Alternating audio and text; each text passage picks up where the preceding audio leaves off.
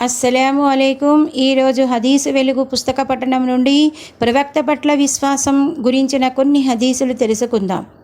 ఉత్తమ వచనం అల్లాహ్ గ్రంథం, ఉత్తమ చరితం ముహమ్మద్ సల్లల్లాహు అలైహి చరితం అని మహాప్రవక్త సల్లల్లాహు అలైహి వసల్లం పలికారు.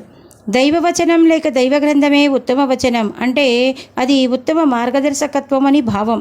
అలాగే ప్రవక్త శ్రేష్ఠుల జీవిత చరిత్ర ఉత్తమమైనదంటే అనుసరించేందుకు ఉత్కృష్టమైన ఆదర్శం అదొక్కటే అని అర్థం. హజరత్ అనస్ రజియల్లా అన్హు ఉల్లేఖనం ప్రకారం మహాప్రవక్త సల్లల్లాహు అలైహి వసల్లం తనకు ఇలా ఉపదేశించారు: అబ్బాయి, నీవు నీ మనస్సులో ఎవరి పట్ల కల్మషపు ఆలోచనలు లేకుండా రేయింపగళ్లను గడపగలిగితే అలాంటి జీవితాన్ని గడుపు. ఆయన నా విధానం సున్నత్ సంప్రదాయం కూడా ఇదే. నా విధానాన్ని ప్రేమించే వ్యక్తి నిస్సందేహంగా నన్ను ప్రేమించినట్లే. నన్ను ప్రేమించిన వ్యక్తి స్వర్గంలో నాతో ఉంటాడు అని అన్నారు. అంటే ఒకరి పట్ల కల్మషపు భావాలు, చెడు ఆలోచనలు కలిగి ఉండడం అన్నది నైతిక రుగ్మతగా, ఆధ్యాత్మిక దోషంగా చెప్పవచ్చు. దాని గురించిన బోధక శ్రేష్ఠులు ముహమ్మద్ సల్లల్లాహు అలైహి వసల్లం ఈ హదీసులో ఎంతో వివేచనతో తన సహచరులకు తెలిపారు. ఒకరు మనకు కీడు తలపెట్టినప్పుడు మనలో వారి పట్ల దురభిప్రాయం జనించడం సహజం. కానీ దైవ సందేశహరుని ఈ బోధనను పాటించినప్పుడు మనసులోని భారమంతా తొలగిపోయి నిష్కల్మషమైన తేలికైన హృదయం ఎంత హాయినిస్తుంది. ముగ్గురు వ్యక్తులు మహాప్రవక్త సల్లల్లాహు అలైహి వసల్లం ఆరాధనలను గురించి తెలుసుకోవడానికి ఆయన సతీమణుల వద్దకు వచ్చారు. వారు దాని గురించి తెలుసుకున్నప్పుడు అది చాలా స్వల్పం అని భావించారు.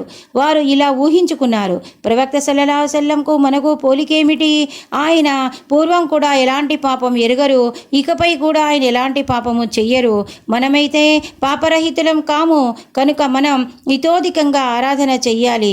తదనుగుణంగా వారిలో ఒకడు ఎల్లప్పుడూ నేను రాత్రి అంతా నఫిల్ నమాజులు చేస్తూ గడుపుతాను అని నిర్ణయించుకున్నాడు.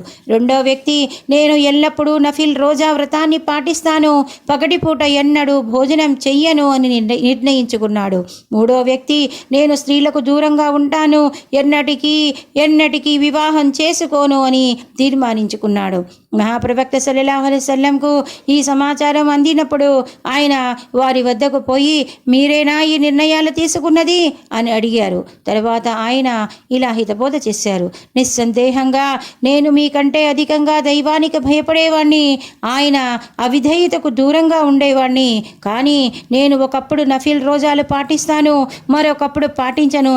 అలాగే రాత్రిళ్లలో నఫిల్ నమాజులు కూడా చేస్తాను, నిద్ర కూడా పోతాను. నేను పెళ్లి కూడా చేసుకున్నాను, కనుక నా పద్ధతిని అనుసరించడమే మీకు శ్రేయస్కరం. ఎవరి దృష్టిలోనైతే నా సంప్రదాయానికి విలువ లేదో, ఎవరైతే నా సంప్రదాయానికి విముఖులవుతారో అట్టి వారితో నాకు ఎలాంటి సంబంధము లేదు. మొదట మహాప్రవక్త సల్లల్లాహు అలైహి వసల్లం ఒక పని చెయ్యకూడదని ప్రజలను వారించారు, కానీ తరువాత చేశారు. తద్వారా ఇక తాను అందరికీ ఆ పనిని చేసే అనుజ్ఞ ఇస్తున్నట్లు తెలియాలని. అప్పటికి కొందరు ఆ పనిని చేసేందుకు సిద్ధపడలేదు. అప్పుడు ఆయన ఇలాంటి మనస్తత్వం గల వారిని గురించి ఒక ప్రసంగం చేశారు. అందులో దైవ స్తోత్రం పిదప నేను ఏ కార్యాన్నైతే చేస్తున్నానో దాన్ని చెయ్యడానికి కొందరు ఎందుకు వెనుకాడుతున్నారు?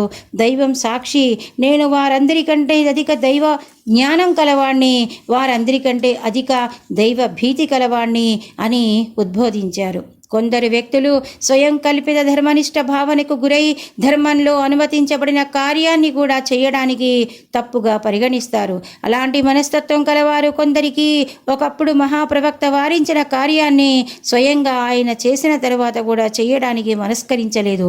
కారణం వారి విపరీత భయభక్తుల భావనే. అలాంటి వారిని దృష్టిలో ఉంచుకునే ప్రవక్త మహనీయులు ఈపై ప్రసంగం చేశారు. భయభక్తులకు, ధర్మ పరాయణతకు దైవ ప్రవక్తకు మించిన గీటురాయి ఏది కాగలదు? హజరత్ జాబీర్ రజియల్లా అన్హు ఇలా ఉల్లేఖించారు: మహాప్రవక్త సల్లల్లాహు అలైహి వసల్లం వద్దకు హజరత్ ఉమర్ రజియల్లా అన్హు వచ్చి యూదుల మాటలు కొన్ని మాకు మంచివిగా తోస్తున్నాయి, వాటిలో కొన్నింటిని రాసుకోవడానికి మమ్మల్ని అనుమతిస్తారా అని అడిగారు. దానికి ఆయన మీరు అపమార్పకు గోతిలో పడాలని అభిలషిస్తున్నారా? యూదులు, క్రైస్తవులు తమ తమ గ్రంథాలను వదిలి అపమార్గంలో పడినట్లు నేను మీకు అందజేసిన షరియత్ శాసనాంగం సూర్యునిలా తేజోవంతమైనది, అద్దంలా స్వచ్ఛమైనది. ఒకవేళ నేడు మూసా అలైహిస్సలాం సజీవులై ఉంటే నన్ను అనుసరించడం తప్ప ఆయనకు కూడా మార్గాంతరం లేకపోయేది అని బోధించారు.